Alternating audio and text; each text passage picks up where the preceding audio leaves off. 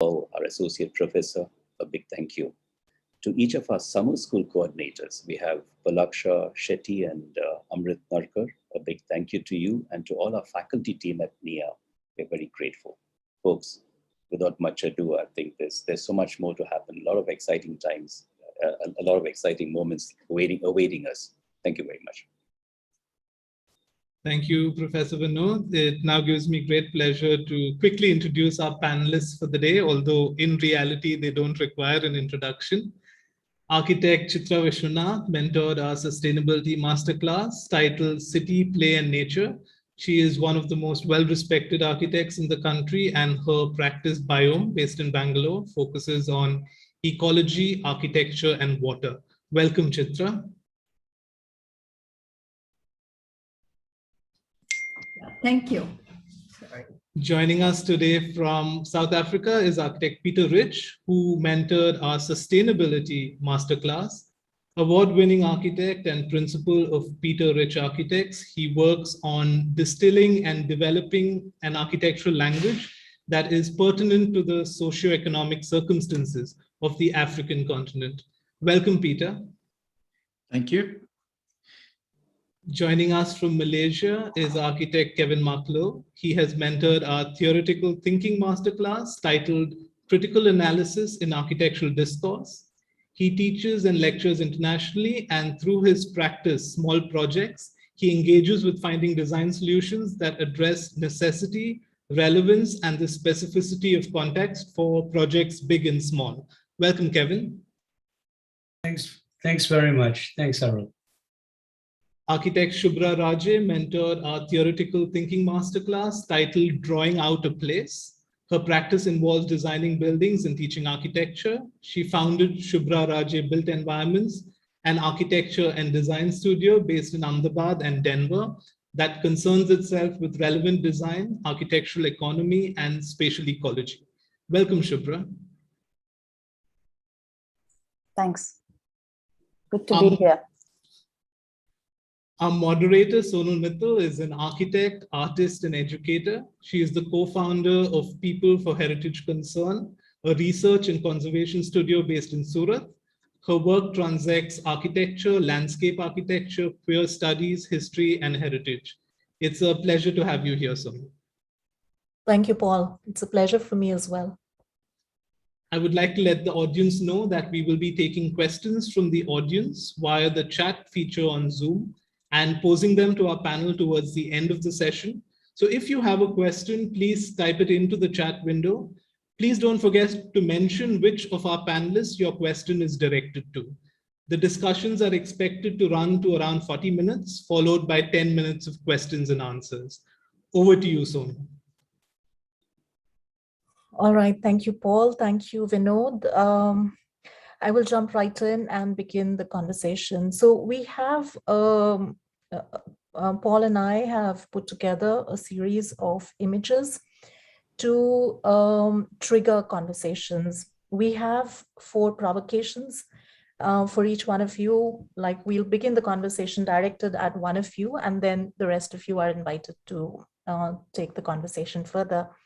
And for each of the provocation, we have an image. The image might be problematic in itself, or it might be something that is problematizing the convention.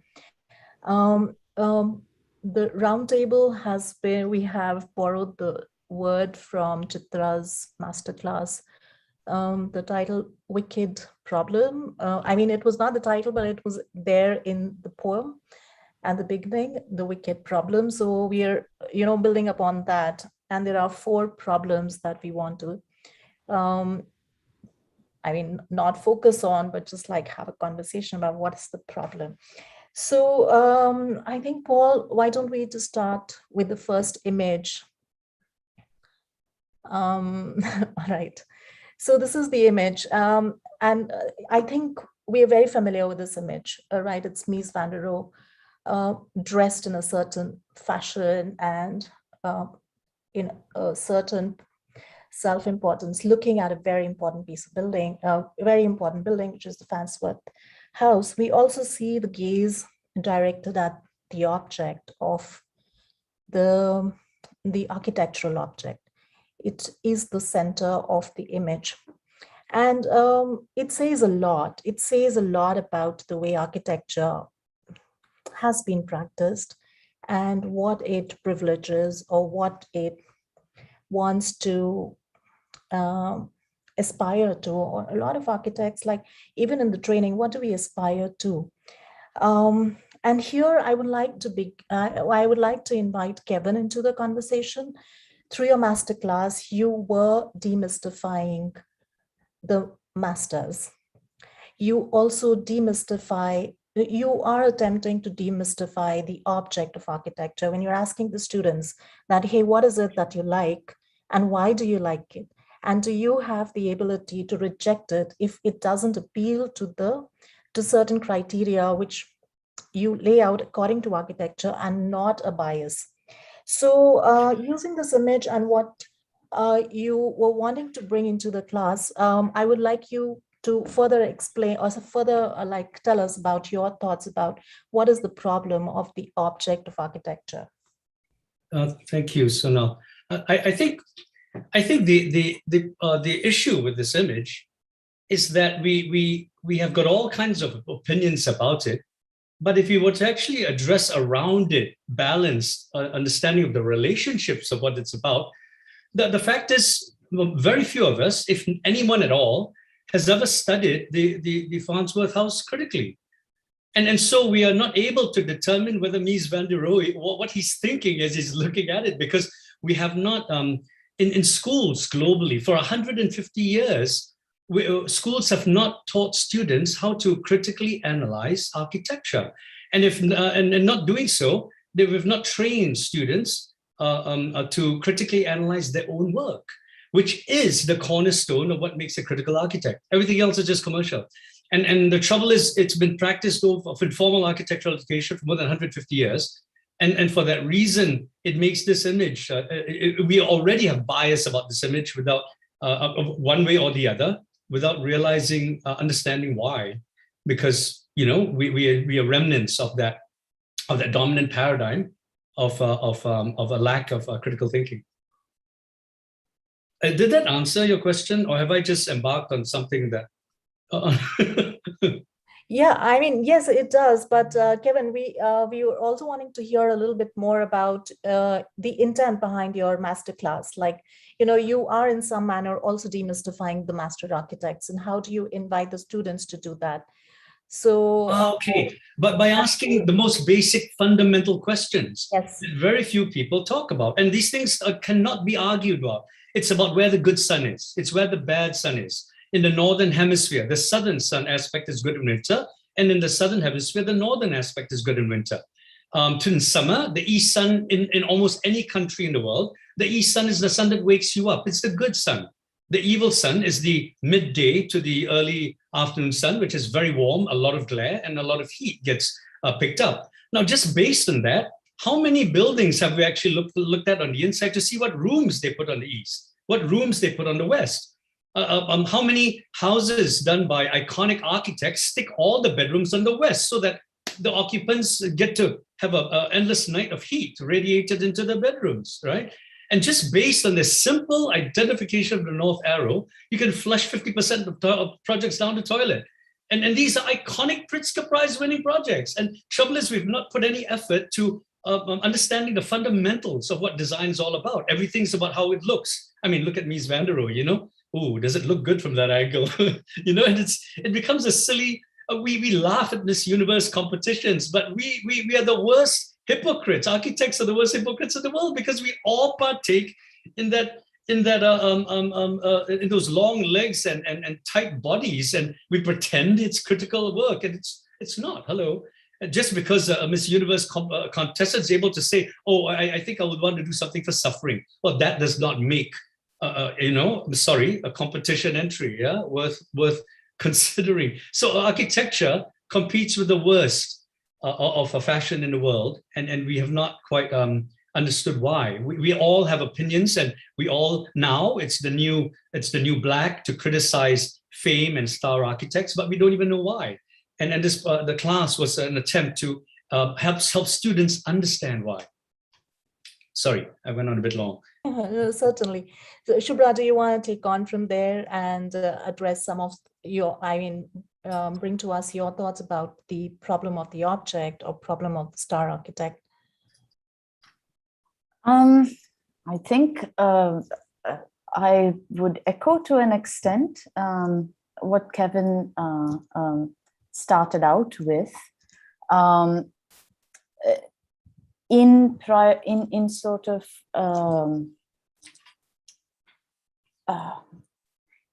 looking at things in isolation, whether it's the building object or the creator of that building, either way, in terms of we are still stuck with, I think since we teach together, some of the words may seem redundant or repetitive, but we are still stuck in the reputations of things, whether it is the object or whether it is the creator.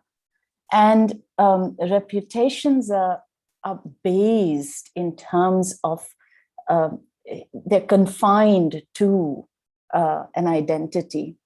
But in terms of the building, even the categories of identity, sometimes they bleed into typology. And all of these, we forget, are there only for us to, in a cursory fashion, understand and organize the world. But the most important aspects are the things unsaid and the things between that may not immediately be apparent materially, but are made evident through their relationships with things. So perhaps in order to make sense of even Farnsworth House and in order to understand it, it may not be only adequate to understand one scale of engagement, but to sort of go through a series. So to sort of look at where it is cited, for example. Perhaps initially it doesn't even matter who created it and their politics, and focus really on what was the outcome of it. And perhaps from there one can understand something that may be a distraction if we focus too much currently, for instance, on patriarchy or white privilege, or et cetera, et cetera. And there, starting with the simplest in order to find how, in my workshop, I think I was talking to a student about, she very beautifully found 6 small problems of within her project, but we sometimes fail to see how each of these 6 relate to one another, so that the solution may have an economy of means, that through 1 or 2 responses, we are able to tie together and solve all 6. And in our analysis, it becomes very similar, that our analysis, we sort of, rather than look at scattered critique based on the current zeitgeist or the current politics or the current wokeness, I suppose, to really look at what are our fundamental questions, and perhaps from there may emerge a more meaningful, more relevant critique, which may or may not be original, but you don't begin with that. You begin with what would make the most relevance, perhaps. All right, thank you, Shubhra. So I will take on from there where you say it is about identifying problems which may or may not be related. They are like small problems, and then looking at them in a certain context, tying them together, we are able to have a more rich engagement, and we are able to, respond to that in a more informed manner. Taking on from there, I would request Paul to put out the second image.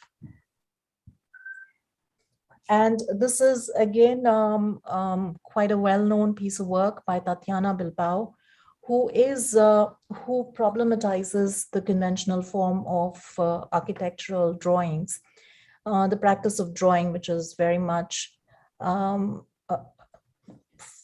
finalized image of what the building would be like when it is presented to the client. she opposes that, she resists that in her work. And so we have this image. Without going into a lot of detail, I will begin with you, Shubhra, because you also have been bringing out what the insufficiency of the conventional drawings. And I've also had the privilege of seeing some of the work that you do with the students at CEPT, where you bring exquisite corpse techniques and collage techniques to the studio. It's again an open-ended question to you, Shubhra. Like, how do you see that a change in the way we start thinking about architectural drawing and representation can have a shift in the way architecture is imagined, thought, and practiced? Well, I think there are two aspects, two dimensions to this question, really. And recently, I think I was on another panel discussion where I was actually very disturbed initially, a little shocked, where we were a group, and it almost in response to perceived practices, plans and sections were very sort of summarily reduced to systems and forms of control, and everyone was nodding their heads. And I couldn't nod my head because they are still the basic grammar for me, since the problem or the issue is not really with the plan and the section per se, but as tools, what are our intentions with it? What are we trying to find out? So I don't think it is a question of the next new style of drawing, but it is what are we trying to, again, what are we trying to examine? And depending on that, what are the tools we use? I always think of archaeology as an analogy where, you know, when you're on an archaeological site, you have that classic Indiana Jones jacket, you know, where people, they have all these different tools. And depending on whether their site is sandy or whether there's a bit of plaster or whether there's a bit of encrustation, you want to dig something out. You want to dig the truth of that site or situation out, and you choose the appropriate tool that is going to help you work with the site in order to excavate it. And drawings are very much like that. So I don't think it's a question of the collage is cool now, or etc., but it's really that. So in the workshop, for instance, we used very conventional ways of drawing plans and sections, plans mainly, but we sort of strung it out a little bit so that space and time related through the plan drawings in slightly different way, just because we were trying to examine the whole phenomena of waiting, and in small institutions, really. They were working with one small civic institution, but this whole idea of waiting, and therefore what kind of spaces are we working with? So in that sense, yes, I think drawings are ways in which we are trying to excavate conditions, whether of new ideas or new ideas meeting existing situations. Yeah. Yeah, thank you, Shubhra. So building on that, I would turn to Peter. Peter, on your website, you do have simple line drawings, but they are highly, I don't want to use the word provocative, but very engaging drawings that just don't speak about the product, that is architecture, but also the process. There's something in the drawings that is also about the process of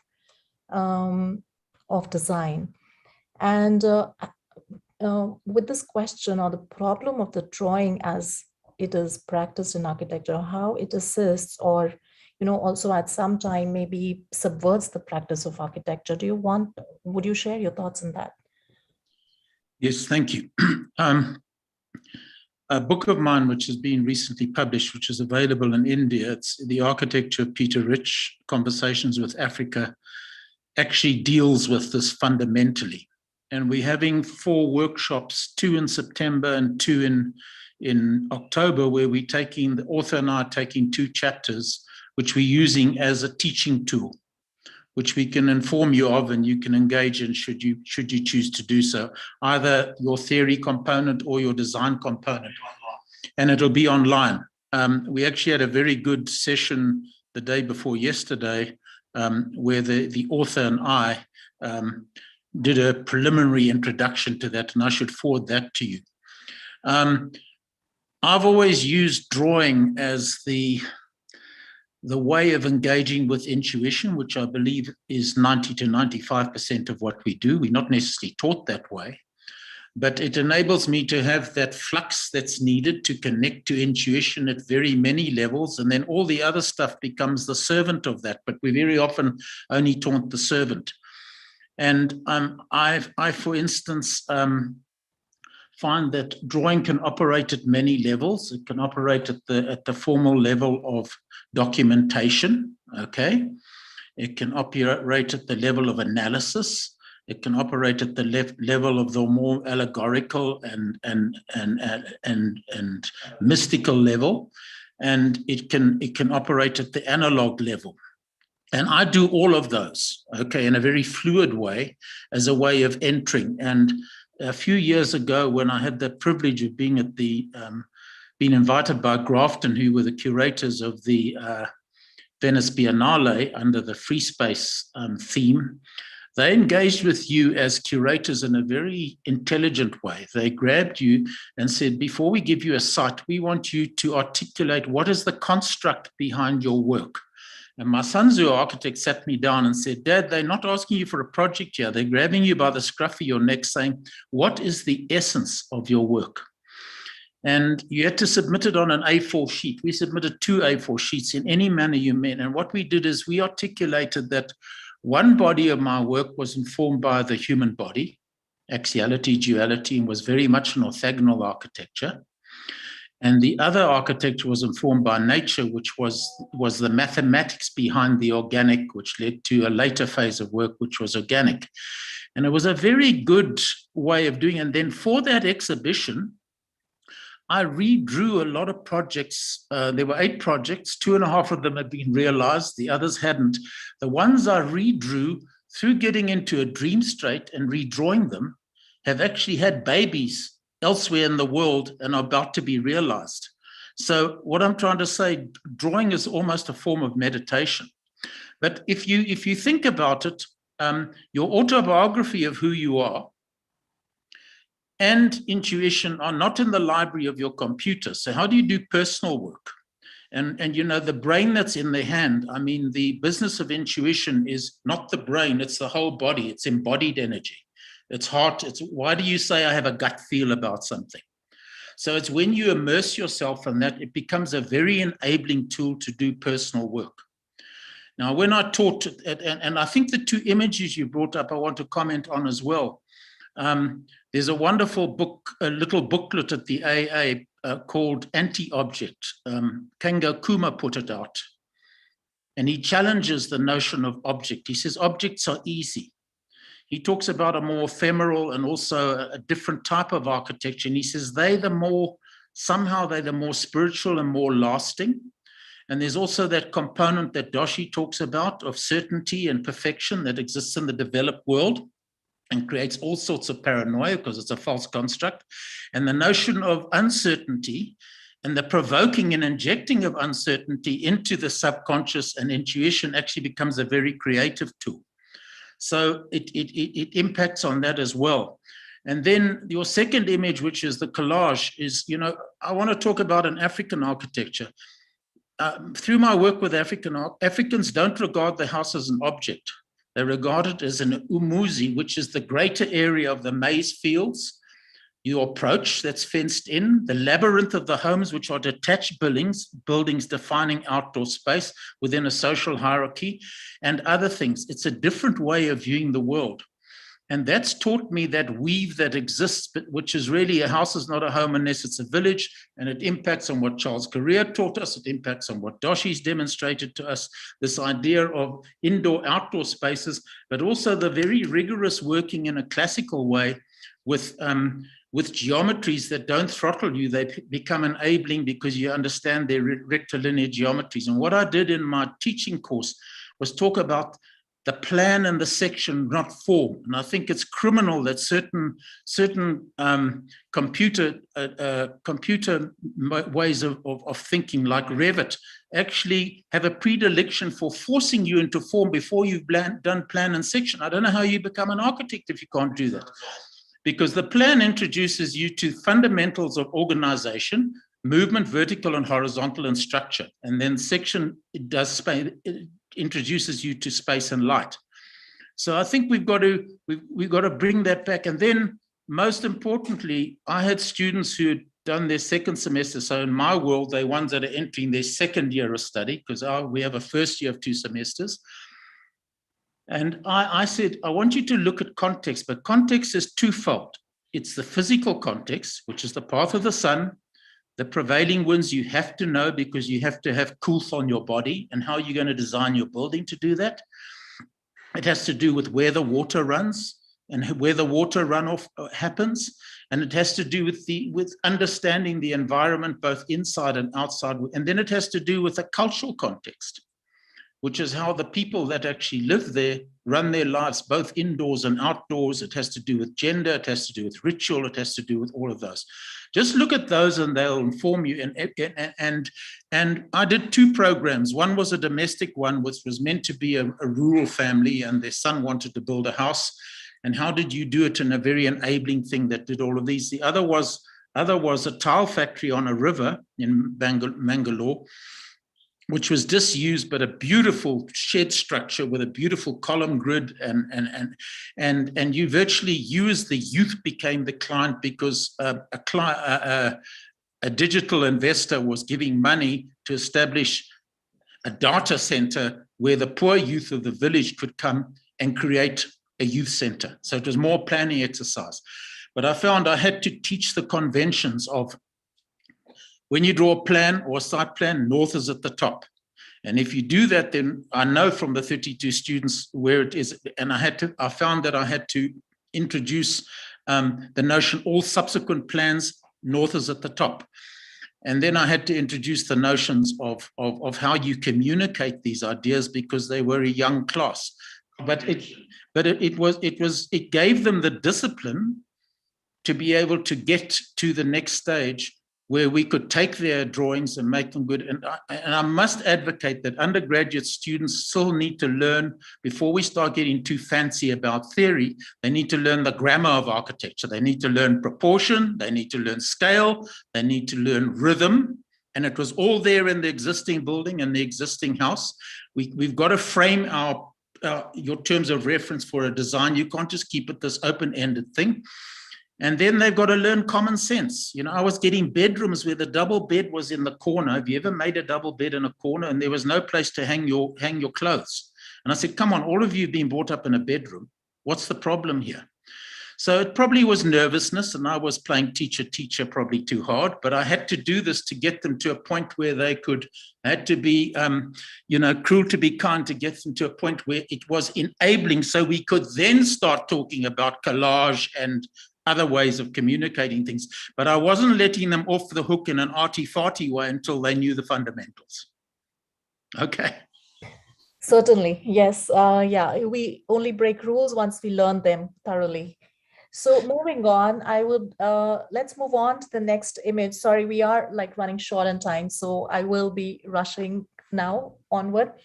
And so I would like, Chitra, in your going through the brief, it was you were asking students, you have asked students to, like, it's quite a engaging exercise, and also quite an intense exercise to spend a time in one place through the day, from morning till evening. And it is a lot about noticing, paying attention to things. But one of the key things that stood out for me was look at how people are relaxing in an urban environment. Now, that is something which provokes this question, like how many is relaxing in an urban environment a matter of privilege and access? Like how many people have the time, the means, and also the access to the place where they can relax? And also you do invoke this, what is the gender? So do all genders have that access and privilege and things like that? So the question is that what one is like, is leisure is privilege, but is leisure also something that, as architects, we have to think about, like making places accessible for leisure and not just, the bare basics. So that is my assumption, but I would like to hear your thoughts when you were, asking students to go out and discover these things for themselves. What did you have in mind, and what did the students come back with?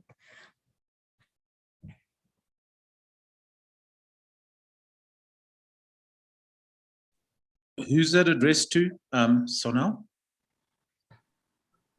It's to me, Chitra. Okay. Chitra, Peter, you can come in after Chitra. Okay. Yeah, so the first idea was to insert the students in the messy city of ours, because I see it as the future. There is no tabula rasa, which they otherwise do in their design projects. And the next was that they learn to observe and absorb, and then learn to also identify a wicked problem. But because it was so short, I inserted the whole idea of leisure into it. And through that, basically see their own privilege rather than of the place they are in, and just create, they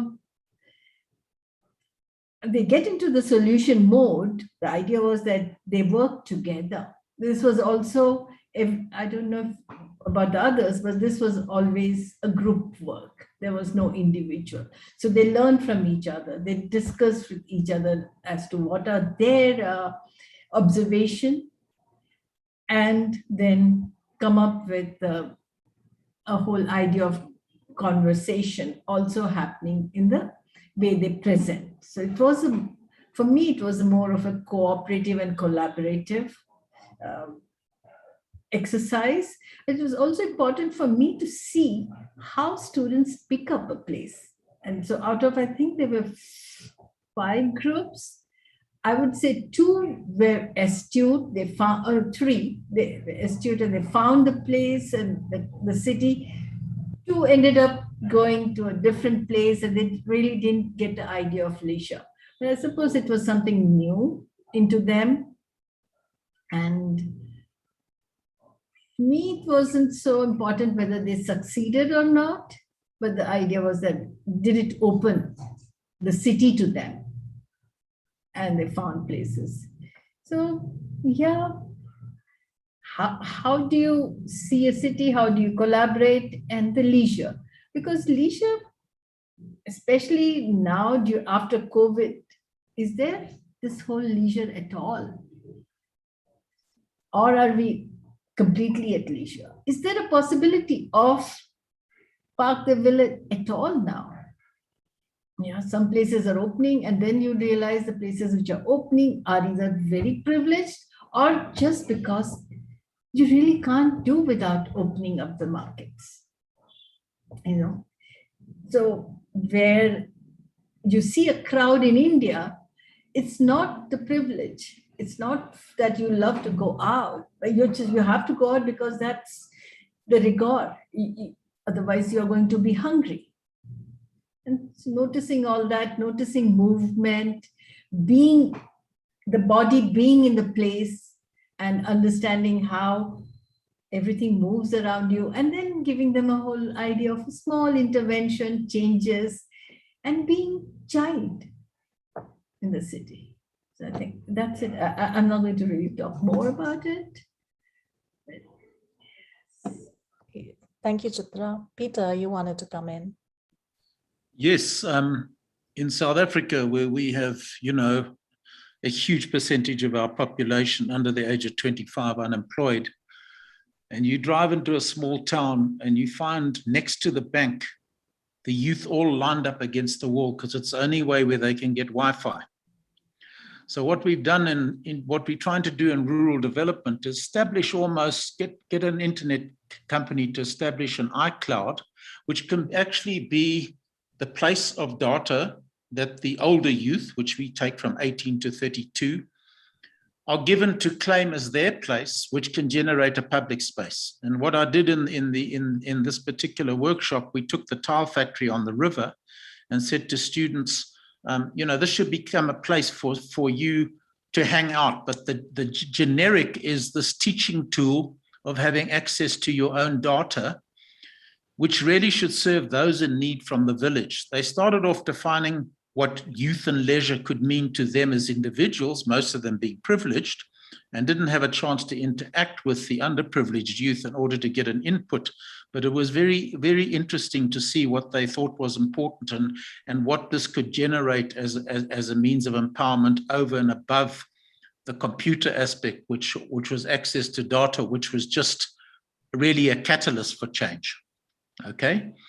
And there was the river as an amenity. There was this fantastic shed as amenity. There were those who came up with the idea of otlers within the grid and reviving the ceramic technique. There were those of it who took it up very much as a sustainability sort of issue, and what they would do with their leisure time and how that could create employment. So we're finding that unless we engage in our culture, the older youth who have access to computers, they're the ones that should be driving the learning curve because they can connect to other centers in the world and empower themselves. So it was a way where the older youth start driving leisure at a level that's meaningful for them. So I thought I'd just share that with you. And Raul Mahotra the other day made a point that, the whole issue of a social architecture and sustainability, they've only become disciplines because we forgot how to do them. It used to be something that you did. A building should be sustainable when you design it. It should be endemically part of it. It's not the sort of add-on, which is some academic discipline. I mean, I don't need to talk to Chitra about that,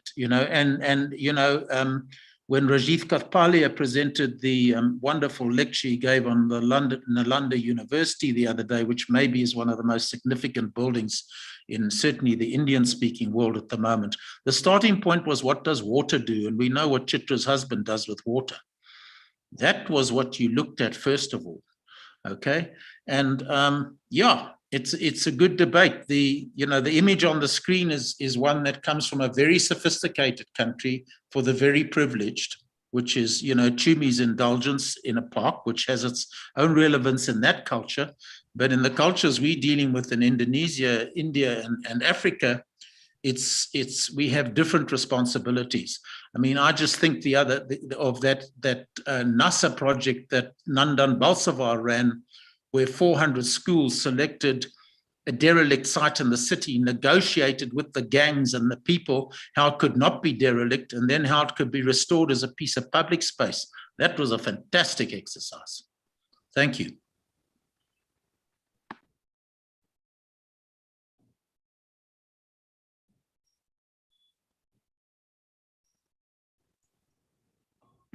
Hello, Kevin. I can see you now. You haven't got that thing on your head which makes you look like a monk.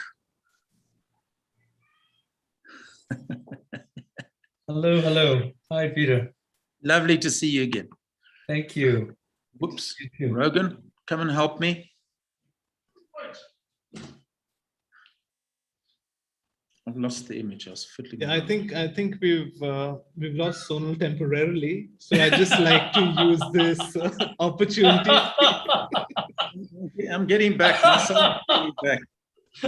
To remind the audience that we're taking questions at the end of this discussion. So if you have anything, something has caught your attention, you want to ask any of these panelists a question, direct a question right at them, this is your chance to do it. So type in your question in that chat box, and if we have the time at the end of the session, we'll try to answer all your questions.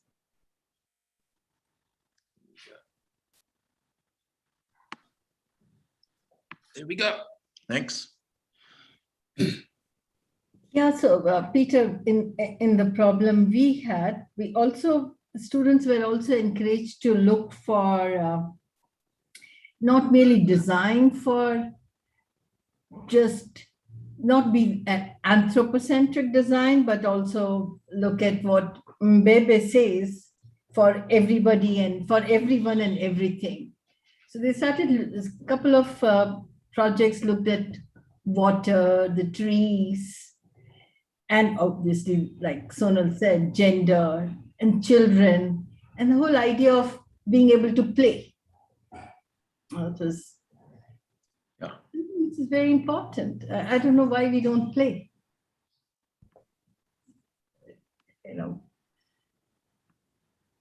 And just be curious.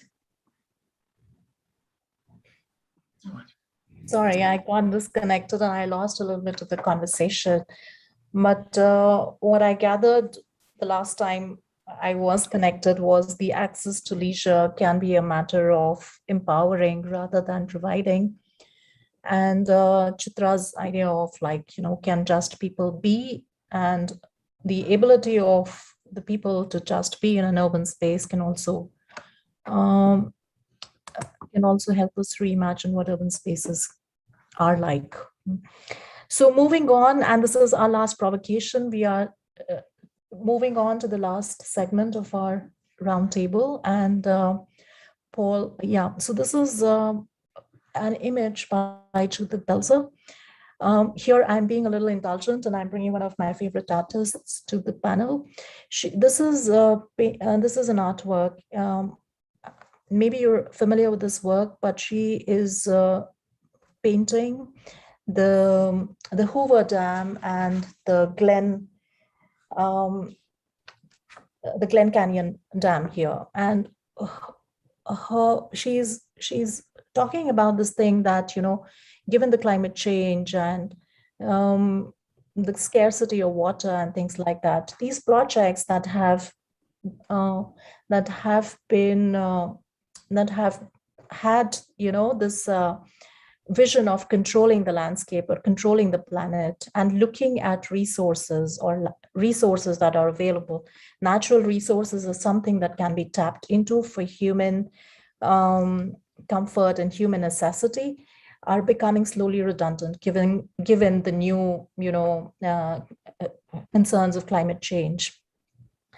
And so these are just remaining as monuments of monuments of something that has happened, which is an outcome of colonialism, like acquiring and all those things. So moving on, and the provocation here is to Peter Rich. And this is like a quotation from one of the classes, like Paul diverted one of the quotations from you, and the quotation is, landscape is also a stakeholder in design. So when you say that there is an acknowledgement of the agency of the site. So acknowledging the agency of the site, how does it change the way we begin to read sites? Is it a move away from identifying just resources that can be utilized for human benefit? Or is it about identifying potential collaborations where landscape or the site vulnerabilities and their contingencies are something that we work with, their collaborators? So over to you, Paul. And I would invite Kevin Lowe after Peter Rich to add on, to respond to that.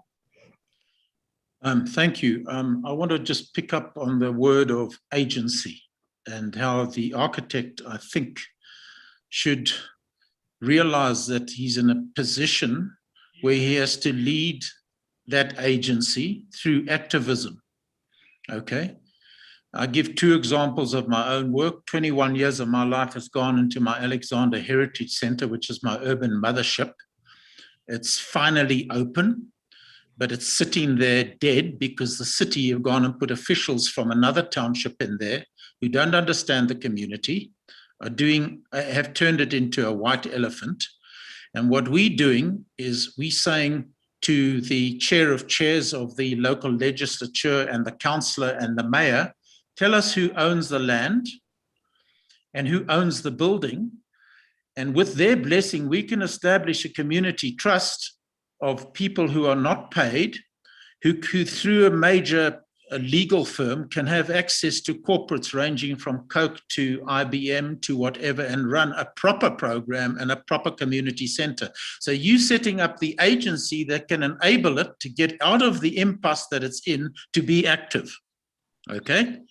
And now I'll give you another one. We've got towards the west of our country where we start getting the Kalahari Desert and that, we've got a lot of solar initiatives, energy initiatives at the moment, where you get a tower that's 200 meters in the air and you get mirrors that for a radius of half a kilometer direct the sun's rays to this mirror, which turns it into steam energy that's stored. Wonderful passive energy. But they want to do a visitor center. And the visitor center is usually done as a bar. And you're trying to say to them, and your activism is, and you might lose the job because of it, is why don't we make the visitor center something that has an oculus? It's made out of the earth from the soil. It's a long way from anywhere, just like Mapungubwe was. And we've got the Khoi sun and the King Ra of the Egyptians. Why don't we tell the story of how Africans have revered and worked with the sun in a wonderful way to parallel your contemporary initiative, which comes from America, of how you harness the sun to give energy? Why don't we make it into this bigger thing that the community have ownership over?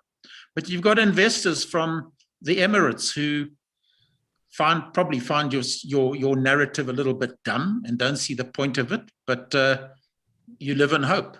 So there are two examples of what agency can do.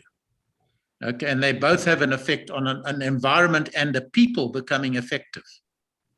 And without your intervention, you just end up with the impasse and the dumb old, same old, same old.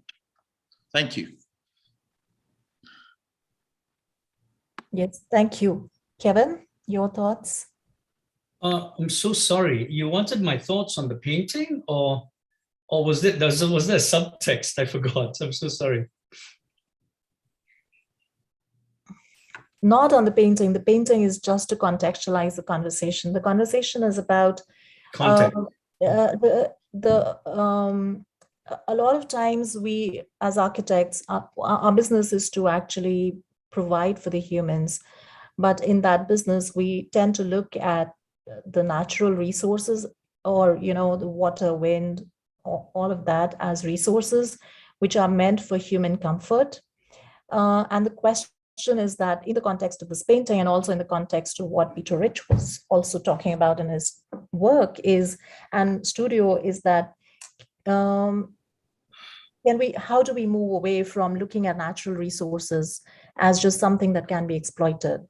And why I directed it to you, Kevin, is that in your work as well, you are very much, you work with details, you work with materials, and you also work with materials which are low key. And you try to understand what is that material. So a little bit about that in the context of working with material and natural resources and not about exploitation. Actually, I'm finding it increasingly difficult to talk about my work, because when I do, I'm just talking about my creativity, which doesn't help anyone in the least, because if it's bad work, everyone's wasted their time. And if it's good work, then what happens is something very subtle and insidious starts happening, and students start cut and pasting it. And then they cut and paste someone else's creativity instead of learning of their own. So I'd rather talk about principles, if you don't mind. And I think the problem, and which this painting reflects, is that we're constantly using context as the backdrop, as a bloody stage to show off our creativity. And it's time we stop that, because because it's the big, huge divide between responsibility and reputation. And for the last 150 years, that's what we've been taught in schools all over the world, in the most glorified institutions, from the Architectural Association, the first architecture school to offer a formalized architecture education, MIT, to Harvard. That's all that's ever preached. Never mind India, man. You don't have to go to India or Malaysia. We're far backwards, okay? Go to the most advanced countries in the world. That's all they teach is reputation. And it's time we started asking that question instead. Are we going to keep on using context as a constant, as a dominant paradigm for the stage to show off how well we do things, how creatively we can manufacture form, right? And I think this is the big problem. It's not about materials. It's not about intentions. It's basically a very fundamental need to start introspection. Yeah. I mean, even at this little round table, yeah. Are we here for reputation? Are we here for responsibility? So, and the workshops, all over the world, that's all we ever do. We get students to make things so that we can put them in our bloody books to advertise the university, to show off what we can do. That's not something that the students can take away. That's what we are taking away from them. So, maybe it'll be good if at these workshops, we gave something for the students to take away, rather than us taking from them what the work they're doing for us. Yeah. So it's all this question of reconfiguring everything that we've been indoctrinated with for the last however many years, our entire lives. We talk about design, but we actually use the word design to disguise the fact that all we do is style. We style our forms, we style the words we use to describe those forms, we style the way we talk about context to justify the forms. Everything's about styling, branding, and using words to disguise what our projects don't do. And it's tiring, and I think it's time we did a bit of bloody stock taking, the whole world. It reminds me, sorry to butt in, but it reminds me of a conversation actually, Chitra, you and Vishwanath had. I think it was a Sept podcast or something, but there was a part of it that stuck in my head, and especially to do with these conversations around sustainability, but to extend what Kevin talked about in terms of context becoming a stage which we then inhabit to sort of present our brilliance on. And I think they were going, if I remember correctly, Chitra, both of you were going through your projects, and at some point, I think Vishwanath just paused and sort of, I think he recalled Lee Kuan Yew, Singapore's previous premier, that I think he recalled saying that independence from neighbors or a community tends to build arrogance. And it was actually a self-critique on that conversation of 1 hour, where sustainability was being interpreted at a project level and a project scale in terms of water security, food security, waste security, energy security, et cetera, And I think it was such a brilliant question that he just posed, I think almost as a self-reflection, the stock taking that Kevin was talking about, where he wondered, and it just stayed with me. It said, should not the self-sufficiency at a project level be tempered with dependence? And then raising the question, what are we dependent on? And that question just stuck with me so strongly, because not interdependence, he used the word dependence, which means there's a vulnerability there. There's an acknowledgement that you don't have all the answers. And therefore, no matter how sustainable my house is, how is the street in any way even impacted by that? And in some ways, this whole conversation on sustainability is not about, in a sense, us and them. It's almost like only if you're part of that community and have in some way the humility to say, yes, I get bettered when the community gets bettered. it's completely, it's a shift from the, Edward Said said it in Orientalism sort of a thing, it's not about development. It's somebody else, whether it's the Western colonizers or whether it's the new colonizers and philanthropists within the political South, whatever that, however you want to define it. It's not about charity. It's about you never having that distinction of us and them. No, you are them. And therefore what you're doing has an intimacy to it. And whatever criticality comes out of it, there is that, and there is that humility that, that in a way, you are not divorced from these solutions. So I just, since you're here, I remember that conversation when Kevin was talking about taking that stock taking, to have the humility to say, what are we dependent on? And what is this conversation, runaway train conversation on sustainability and security and these narratives. So I thought I would just always have that with students. And in fact, right now, except I'm asking, you call this an integral home, a self-sufficient home. Is it really? Yeah. And yeah. Privilege, and where do you want sufficiency? So it's nice that students start talking, and suddenly you talk about the food. You can't grow everything. So then you also make the student politically aware. Yes. And that's somewhere where our architecture students tend to lose out. Really. Yeah, it's really interesting because way back, I think in 2018 or something, when there was Tridip Surub talking about, I think, the Gandhi Ashram or something, given that he has a certain scholarship and certain study, and he was talking about the word seva, which is so different from translated in the English term charity, because it actually means together with. You can only do seva if you're a part of that, rather than the way we understand charity, and therefore we understand community projects or whatever it is, which I think, Kevin, you've talked about before as well. So I'd like to really comment on this painting too. So it's really brings forth the movie Mad Max, the Fury Road. There, how the water is dispensed. So there is this man who owns all the water. He dispenses it, and everybody takes it their bowls, and they're like totally enamored of that person. And the second one, that's the Hoover Dam, the way the water falls in the picture, in the movie. And then when the women are running away from this community, and they meet another set of women, and it's in this, and this is the dry dystopia, and they're in this dry place, and the thing which they cherish is a small pot with the plant. So it's also, for me, very important that we keep bringing in certain films into the whole idea, because it's very difficult to talk about climate change and these issues, especially to a privileged child, and all our architecture students are mostly privileged. And so through movies, it's so much more easier to discuss. So Blade Runner and the idea of replicant, and then you talk about the migrants.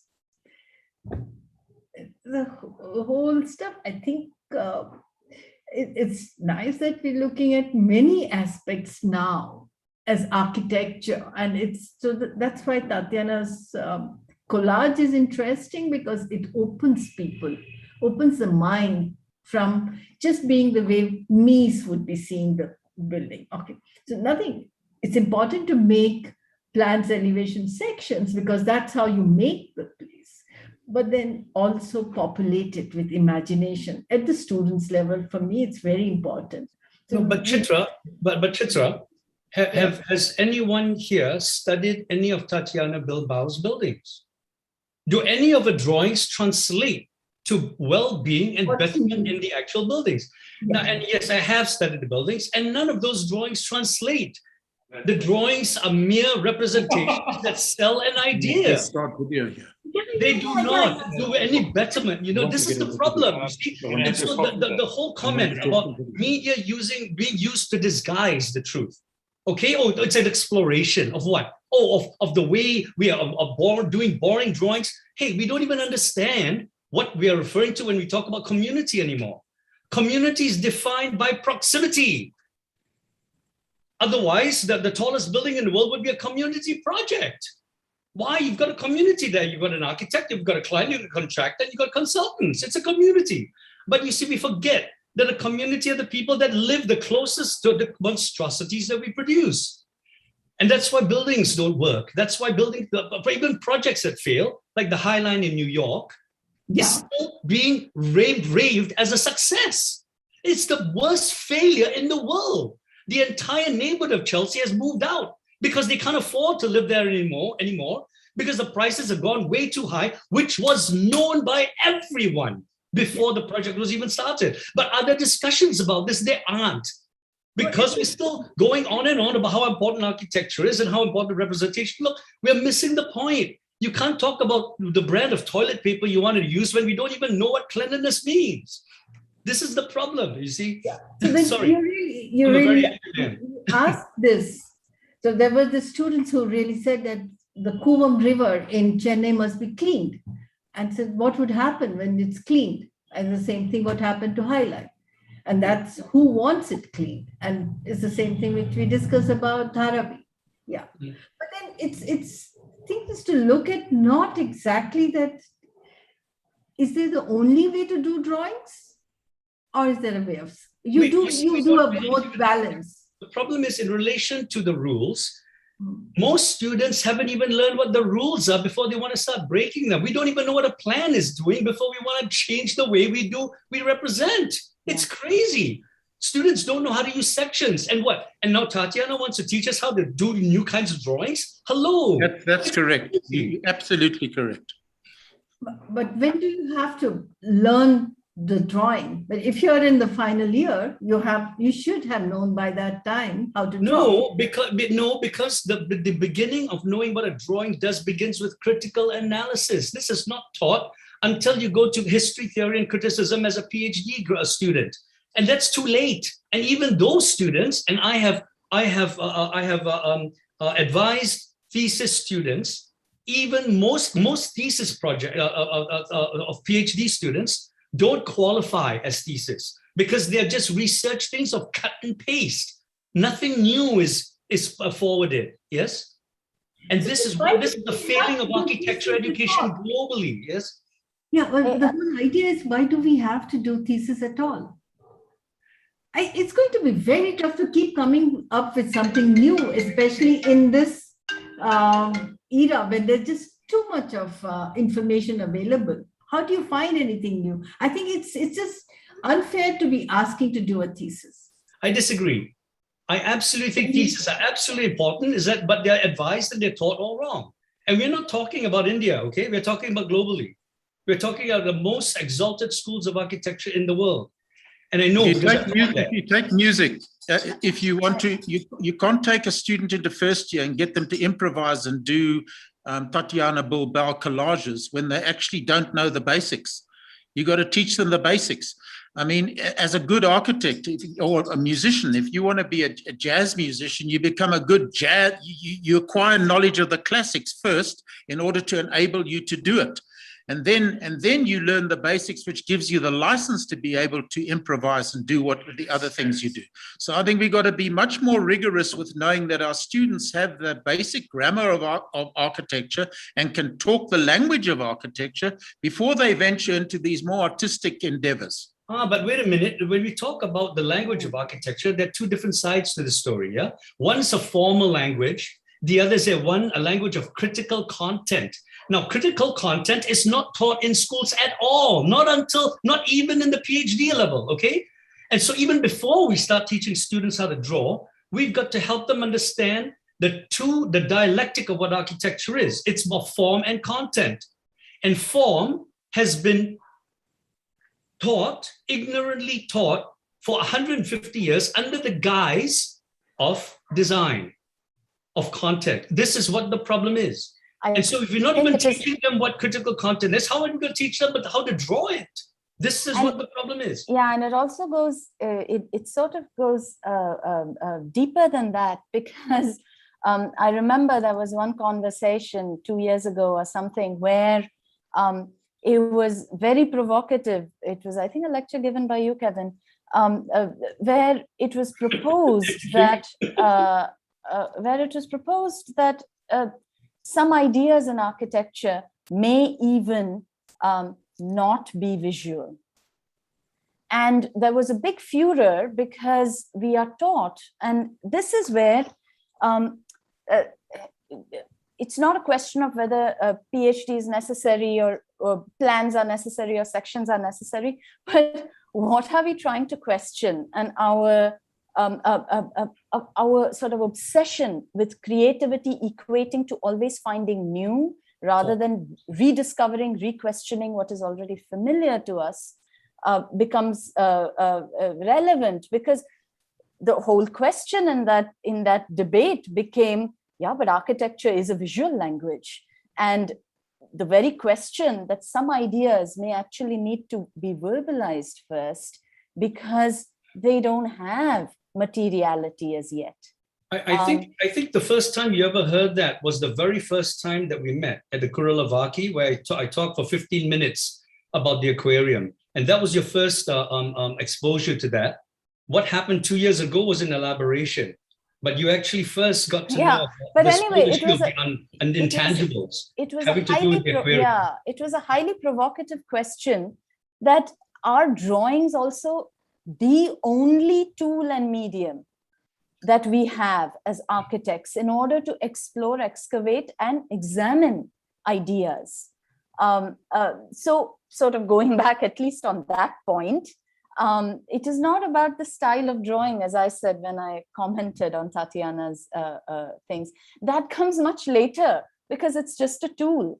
What you investigated first is, what are you trying to seek out? Based on that, sometimes you may use the most conventional of tools, or sometimes you may actually borrow from another discipline and make it your own discipline. The trouble is we are using media to investigate solutions without even understanding what the problem is. Yes. And this is the problem, right? You can't have a solution without a problem. You can't have an answer without first identifying a relevant question. And that's the conundrum the architectural world is in. We've got amazing solutions floating everywhere, all existing without making reference to a relevant problem. And so the media is fine, but we got to start understanding when media is used to play and then have adventures with solutions, as opposed to identifying relevance in respect to specific problems. Yeah. Is this roundtable enough for us? The computer makes it worse because a lot of students don't get from behind. They don't go into the community to actually experience firsthand from the people what the situation is, because you think you can just access it on internet. So you become more and more removed. It's got to do with engaging and then enabling through listening and understanding what the real needs are.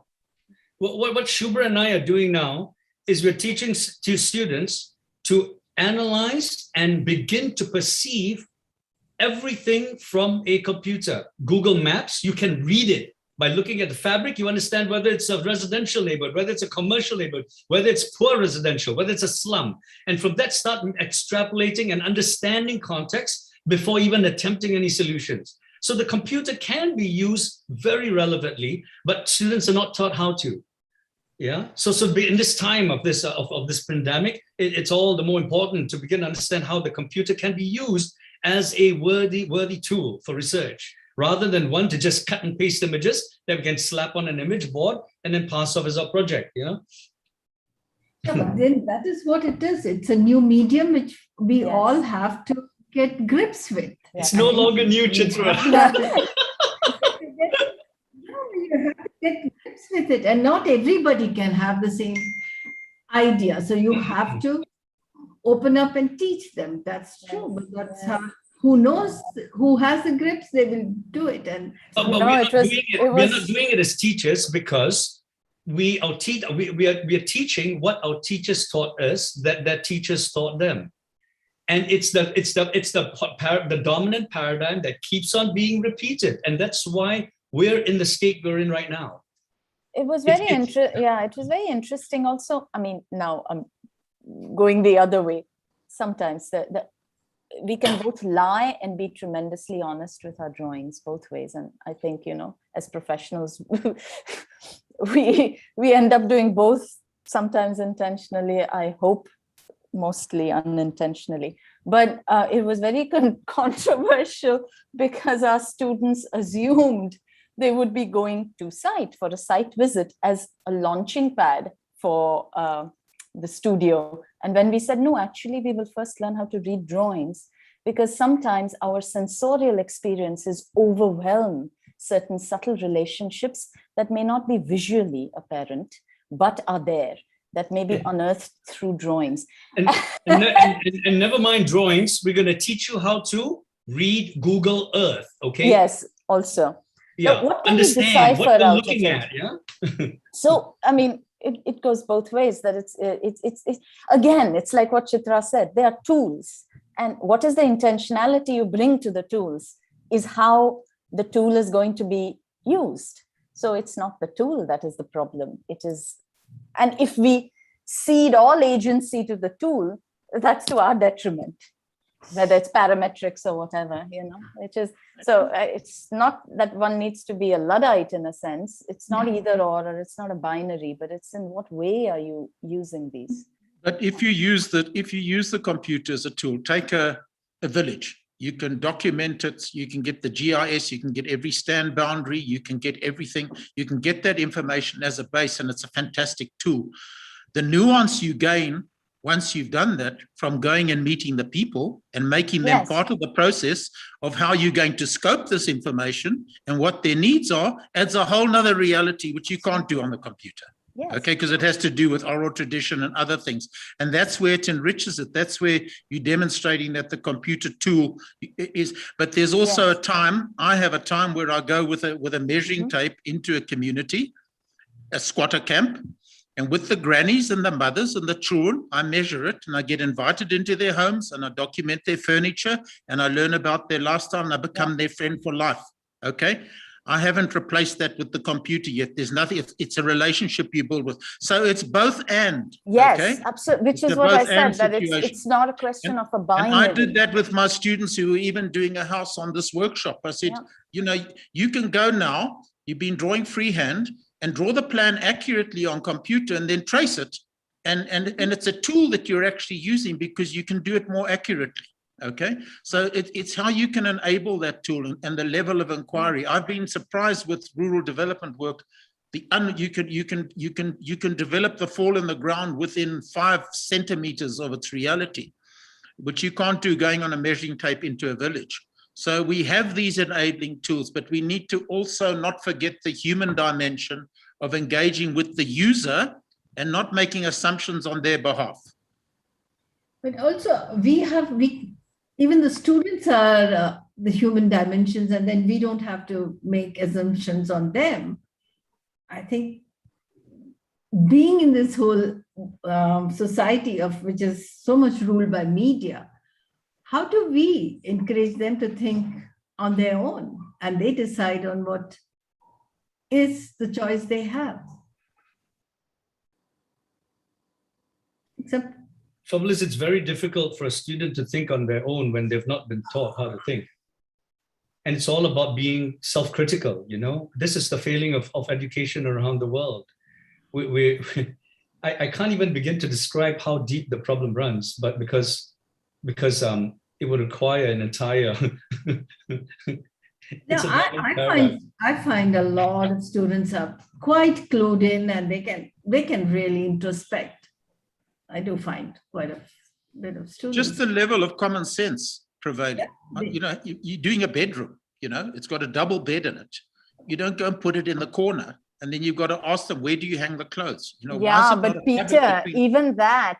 All that sounds easy. Right? No, but one second, even that, all bedrooms don't have a double bed. it may have a mattress that is rolled up and put on top of the closet, and the bedroom becomes a living room. So the assumptions run very deep, even in terms of going to the field and assuming. Sociologists will tell you, my sister's an anthropologist, storyteller, and she's always examining me in terms of how do you attribute all authenticity to the field?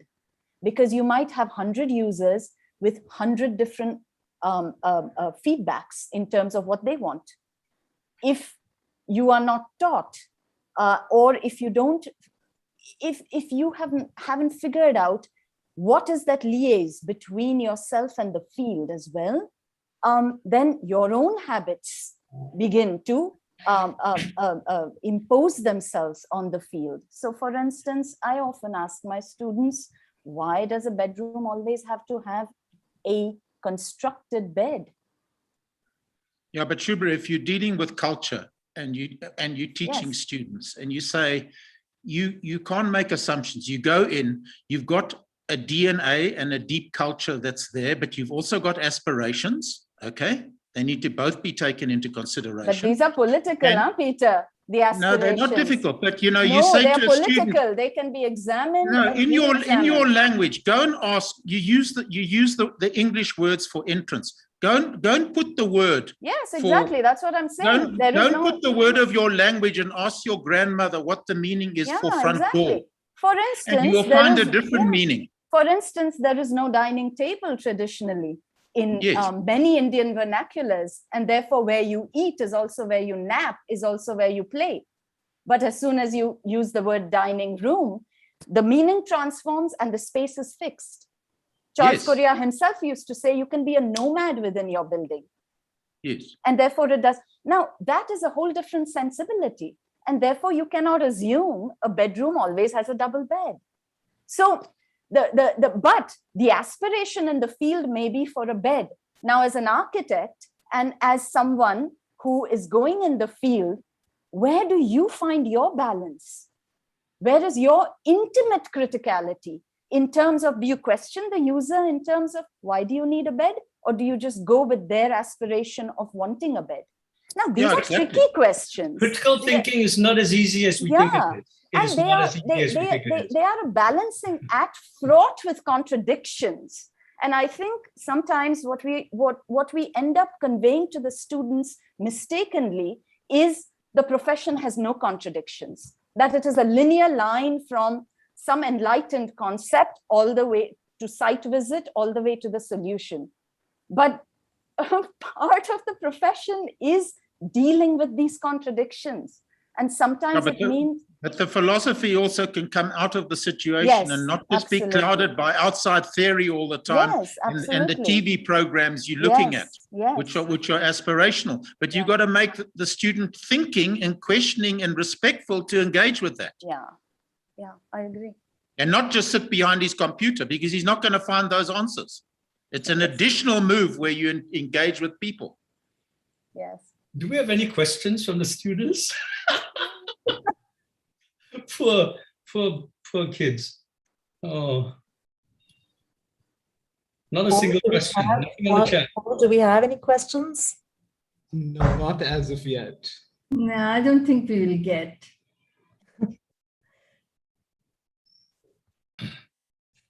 I think this is exactly what Paul was hoping for in terms of a roundtable, that each of you keep going at each other, and it's like a never-ending conversation. Just keep asking difficult questions. So I hate to break it, but probably we'll have to end it. And maybe if we were in meeting in person, we would have had the opportunity of taking this conversation further outside of this meeting, this formal meeting. But today we'll have to call it a day. Paul, would you like to end the session? And or if Professor Vinod wants to come in and wrap up the roundtable.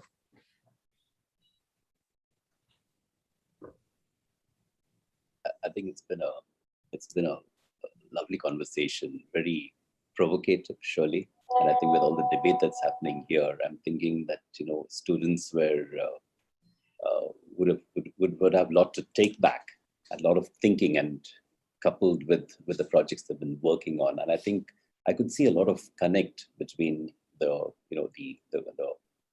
images that you portrayed over here, you put up, and the conversations and the projects. I've seen many of the projects, and I think there's a good connect. Everybody had something to say, and it was connected to their way of thinking and what they were working on.